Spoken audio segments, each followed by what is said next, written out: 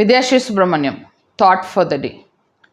உங்களுக்கு யாரையாச்சும் புகழணும் அப்படின்னா பல பேர் கேட்குற மாதிரி நீங்கள் புகழணும். ஆனால் அவங்களோட குறைய தான் நீங்கள் சொல்லணும் அப்படின்னா யாருக்குமே கேட்காம தனிமையாக கூப்பிட்டு அவங்கக்கிட்ட குறைய சொல்லுங்கள். ஏன்னா நீங்கள் என்ன பண்ணுறீங்க அப்படின்னா ஒருத்தர் மேலே இப்படி கையை வெளியில் எல்லாருக்கும் தெரிகிற மாதிரி ஒரு விரலை நீட்டும் போது நீங்கள் மறந்துடாதீங்க, இந்த 3 விரலும் உங்களை நோக்கி தான் இருக்குது. நீங்கள் அப்படி சொல்கிறனால பப்ளிக்காக உங்களை புகழ போகிறதில்ல. ஓகே, நீங்கள் அப்பர் ஹேண்ட் எடுத்துட்டீங்க, நீங்கள் ரொம்ப மேதாவின்னு பார்க்க மாட்டாங்க. இன்ஃபேக்ட் அவங்கள பாவம்னு பார்க்குறதோட உங்களை ரொம்ப திமிருன்னு தான் பார்ப்பாங்க. இதே தான் நடக்குது. ஒரு மேனேஜர் இருக்காங்க, ஒரு ஹையர் அஃபிஷியல் இருந்தாங்க, இல்லை அவங்களுக்கு கீழே வேலை செய்கிறாங்கன்னா நீங்கள் ஒன்று ஞாபகம் வச்சுக்கோங்க, உங்களுக்கு ஆண்டவன் 2 காது ஒரே ஒரு வாய் தான் கொடுத்துருக்கான். அப்படின்னா என்ன ப்ரொப்போர்ஷன்? நிறையா கேளுங்க, கம்மியாக பேசுங்கன்னு அர்த்தம். ஒரு நல்ல தரமான ஆளை எடுக்கணும் அப்படின்னா ஒரு தரமான ஆள் தான் தரமான ஆளை எடுப்பாங்க. ஆனால் 2ஆம் தரத்தில் இருக்கிற ஆளுங்க அவங்க 3ஆம் தர ஆள் தான் எடுப்பாங்க. அதனால் நீங்கள் உங்களோட எம்ப்ளாயீஸ் உங்களுக்கு கீழே இருக்கிறவங்கள கண்டபடி பேசி கசகசன்னு பேசி அப்படின்னீங்கன்னா அது உங்களோட தரத்தை தான் குறைக்கும்.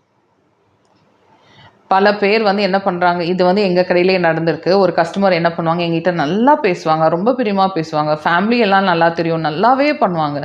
ஆனால் அவங்களுக்கு எங்கள் மேலே ஏதாவது ஒரு சின்ன குறை சொல்லணும், ஏதாவது ஒரு மிஸ்டேக் ஆச்சுன்னா அவங்க என்ன பண்ணுவாங்கன்னா எல்லோரும் கஸ்டமர் இருக்கும்போது பப்ளிக்காக கடைக்குள்ளே வரும்போதே சத்தமாக பேசிகிட்டு வருவாங்க. வித்யா, இந்த ப்ளவுஸில் இப்படி ஒரு மிஸ்டேக் ஆச்சு, அதை கரெக்ட் பண்ணி கொடுங்க. ஏன் வித்யா அப்படி சத்தமாக பேசுவாங்க.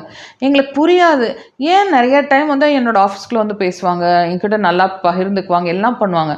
ஆனால் அந்த குறைன்னு சொல்லும் போது மட்டும் ஒரு 10 பேர் இருக்கும்போது சொல்லுவாங்க. ஸோ அப்போ இவங்களை நாங்கள் எந்த கேட்டகரியில் எடுக்கிறோன்னே தெரியாது. பட் அவங்க ரெகுலர் கஸ்டமர்.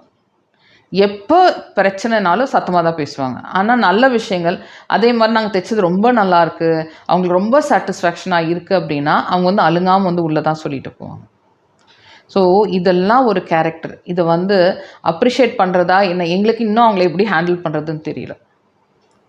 ஏன்னா அவங்க நம்ம சொன்னாலும் ஏற்றுக்கிற மனநிலையில் இருக்காங்களான்னு எங்களுக்கு தெரியல.